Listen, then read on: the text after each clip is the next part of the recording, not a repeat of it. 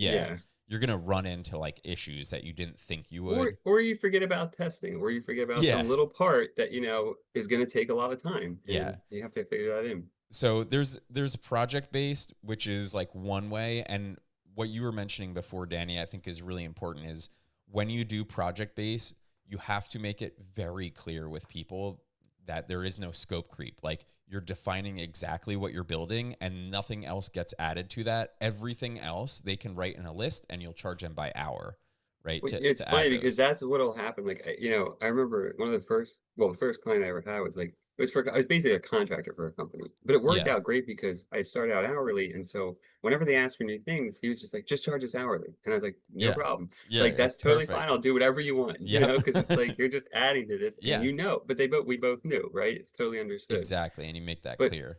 and I think to your point, like if you're doing especially project-based or if you're working with individuals, like have a clear contract that Yes. specifies this is what's required of me. Here's how many meetings even.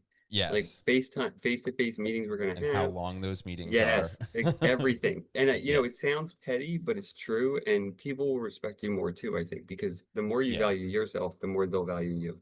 Totally. I think that's a huge point. And so, yeah, you can do like the hourly approach or the project based. And I think you were pretty accurate when you're saying, like, for new developers, $50 to $75 an hour for a US developer is fair.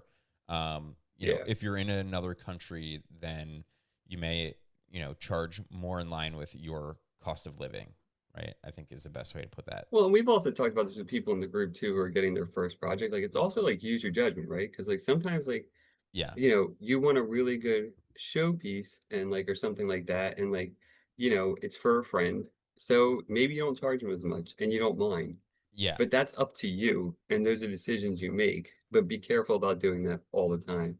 Good Yeah. morning, Anthony. Good morning, Anthony. This episode's for you, buddy. So if you got Yeah. questions, throw them in the comments. Um, this is inspired by you, man. So here you go. Yeah. So I think that's pretty much sums up that freelance and if you like you just said, if you are brand new to development, we recommend that you start for free or very very low cost so that you can build some portfolio projects like build With up. people like yeah. Yeah, like help somebody that help somebody in need, do a project, like do a website for a local animal shelter who can't afford a nice website or something like that. Or your Um, church or whatever, or like yeah, or one of your family members churches says, I really churches wish can afford a website, all they right? can actually. Yeah, they totally can.